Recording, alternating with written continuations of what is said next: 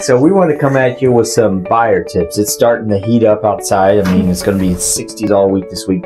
And people are getting out and they're looking at homes, and it's that time of year already. It's flying by. But we had some tips that we want to throw at you if you're considering buying and then thinking about possibly doing that. That's right. So these first three things are really to help you get in a position to go meet with that lender. So the first thing I would say is to pay off debt. The less debt you have, the better interest rate that you'll get. So that's a good tip right there. The income ratio, yes, yes. And then saving up money for a couple different things. So saving up money for a down payment. Not all loans require that, but that is a good idea, especially if you know you're going to have some sort of down payment. And then the other one is to save for those closing costs. Yes, closing costs. You still have to, I mean, that's something the seller, we might be able to get them to do, but that's not a absolute thing that they have to do. So it's something to negotiate on, but you need to have that. I find it depends on if there's multiple offers or not. If there's not, if you're the only offer, we can usually always get it paid. But if there's multiple offers, that can definitely bite you. Leverage. Yeah. Yes. So the money to pay off that debt to use towards closing costs or down payment, a great source for that this time of year is to use your tax refund. Yeah, and a lot of folks, I have people I'm talking to now that are waiting for that, and they're doing these things you're talking about. They're saving up money and that kind of thing and preparing. Yep. So some other things. So when you get those things done, or you start initiating those things, when you go out, you want to be pre-approved. You want to be talking to a lender, and you want that pre-approval letter. That is good for 90 days, and it's really important to have that. I've helped some people where they wanted to go find the right one and then get their pre-approval.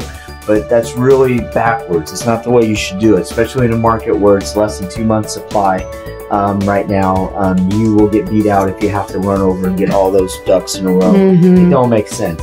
Get your pre-approval, get all that set up. It's good for 90 days.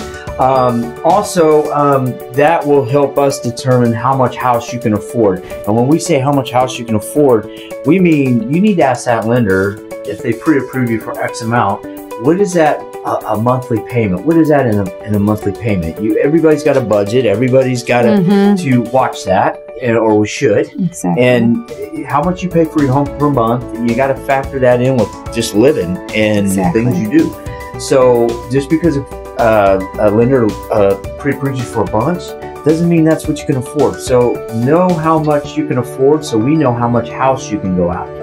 Also, once we know that, we can set you up on a search, and we can pull everything from the MLS. That's multiple listing service that every agent puts their stuff on, and we can start really zeroing in on what you should be going after based on your price point and all that. So, and that's what we do every day.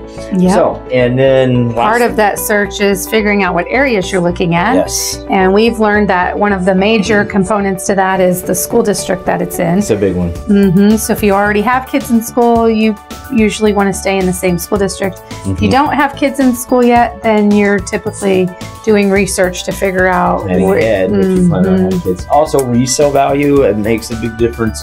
Where the house is located, what kind of schools you have, what kind of stuff is around your home, how's the neighborhood doing. I mean, and some of this research is ongoing. When we're out looking at homes, sometimes people aren't for sure, and we start fine-tuning their search a little bit based on just getting out and looking at homes.